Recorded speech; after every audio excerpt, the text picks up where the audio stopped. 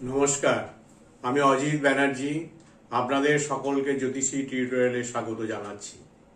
আজকে আমি ষষ্ঠ ভাব বা শত্রু ভাবের একটি বিশেষ দিক নিয়ে আলোচনা করব। এই আলোচনায় আমি প্রথমে ষষ্ঠ ভাবের কারকতা, এই কারকতাগুলিতে জাতকের জীবনে কোন কোন বিষয় প্রভাবিত হয় এবং শেষকালে আলোচনা করব যে শত্রুভাবে অবস্থানের জন্য গ্রহরা জাতকের পক্ষে কোন কোন আত্মীয় বা ব্যক্তির কাছ থেকে শত্রুতা সৃষ্টি করবে। ষষ্ঠ বা শত্রুভাবের কারকতা।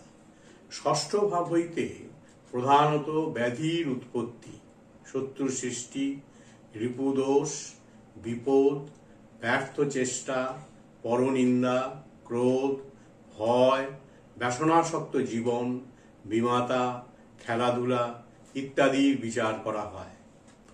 ষষ্ঠ ভাবের কারকতাগুলিতে জাতক জাতিকার জীবনে এই সব বিষয়ে প্রভাবিত হয়, যেমন অর্থ সংক্রান্ত বিষয়ে লটারি থেকে অর্থপ্রাপ্তি, পাশা খেলা, দাসত্ব বৃত্তি, নিম্ন শ্রেণীর সাধারণ চাকরি, পরিশ্রম, ভাড়াটে, প্রতিযোগিতায় সাফল্য অসাফল্য ইত্যাদি। শিক্ষা সংক্রান্ত ব্যাপারে খেলাধুলা, আত্মীয় সংক্রান্ত ব্যাপারে মামা, মাতার বোন, প্রতিবেশী, বিমাতা, ছোট ভাই বোনের গাড়ি কেনা বেচা, মায়ের নিকট ভ্রমণ, প্রথম সন্তানের ব্যাংক ব্যালেন্স, বৃত্তি এবং তার পরিবার, পার্টনারের লোকসান বা ক্ষতি, পার্টনারের ক্রয় বা নিবেশ করা, পিতার ব্যবসা বা বৃত্তি, জ্যেষ্ঠ ভ্রাতার বিপদ ইত্যাদি।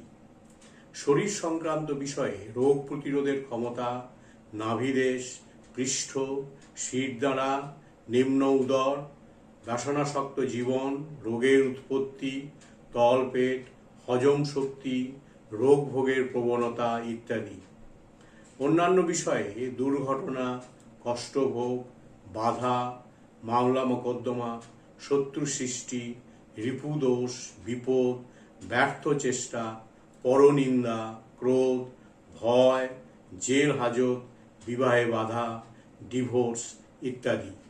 গ্রহদের ষষ্ঠভাবে অবস্থান অনুযায়ী ফল। শত্রুভাবে অবস্থানের জন্য গ্রহরা জাতকের পক্ষে কোন কোন আত্মীয় বা ব্যক্তির কাছ থেকে শত্রুতার সৃষ্টি করবে সেটা এখন এক এক করে আলোচনা করব। একটা কথা মাথায় রাখবেন যে গ্রহরা অনেক বিষয়ের কারক গ্রহ, কিন্তু এখানে আমি শুধুমাত্র ব্যক্তি বিষয়ের উপর আলোচনা সীমাবদ্ধ রাখব, অন্য বিষয়ের কারকতা নিয়ে আলোচনা করব না। যেমন চন্দ্র মাতৃকারক গ্রহ, সেই হেতু এই গ্রহ ষষ্ঠগত হওয়ায় মাতৃশত্রুতার বা মাতার সঙ্গে জাতকের সাবলীল সম্বন্ধ থাকবে না। তবে এই চন্দ্র শুভ হয়ে ষষ্ঠে অবস্থান করলে শত্রুতা জাতকের পক্ষে খুব ক্ষতিকারক হবে না। এটা অন্য সব গ্রহের ক্ষেত্রেও প্রযোজ্য হবে। একইভাবে ষষ্ঠে যে গ্রহ থাকিবে এবং সে যে ব্যক্তি বিষয়ের কারক হবে, সেই ব্যক্তি বা ব্যক্তিদের দ্বারা জাতক বাধা প্রাপ্ত হবে।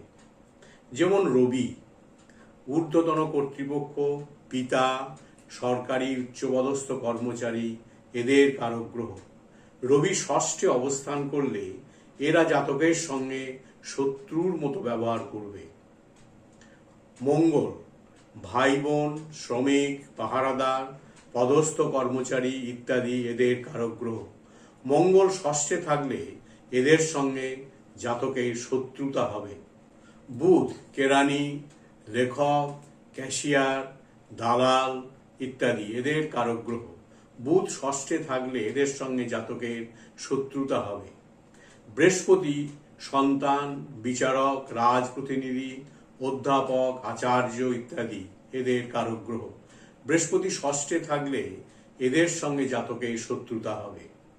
শুক্র, স্বামী স্ত্রী, বণিক, উকিল, অভিনেতা, মন্ত্রী, ভোগী মানুষ ইত্যাদি এদের কারক গ্রহ। শুক্র ষষ্ঠে থাকলে এদের সঙ্গে জাতকের শত্রুতা হবে। শনি, বৃদ্ধ, কৃপণ, ভৃত্য, শ্রমিক, কুলি ইত্যাদি এদের কারক গ্রহ। শনি ষষ্ঠে থাকলে এদের সঙ্গে জাতকের শত্রুতা হবে। রাহু গুন্ডা, প্রতারক, ঘুষখোর, ফাটকাবাজ ইত্যাদি এদের কারক গ্রহ। রাহু ষষ্ঠে থাকলে এদের সঙ্গে জাতকের শত্রুতা হবে। কেতু অলস ব্যক্তি, ছদ্মবেশী, পুলিশ, স্বার্থপর ব্যক্তি ইত্যাদি এদের কারক গ্রহ। কেতু ষষ্ঠে থাকলে এদের সঙ্গে জাতকের শত্রুতা হবে। আজকে আমি ষষ্ঠ ভাবের কারকতা, এই কারকতাগুলিতে জাতকের জীবনে কোন কোন বিষয় প্রভাবিত হয়, শত্রুভাবে অবস্থানের জন্য গ্রহরা জাতকের পক্ষে কোন কোন আত্মীয় বা ব্যক্তির কাছ থেকে শত্রুতা সৃষ্টি করবে, সেই সব বিষয় বিস্তারিত আলোচনা করলাম। পরবর্তী ভিডিওতে অন্য বিষয় নিয়ে আলোচনা করব। Thanks for watching my channel. If you like the contents of my channel, please subscribe. ভালো থাকবেন। নমস্কার।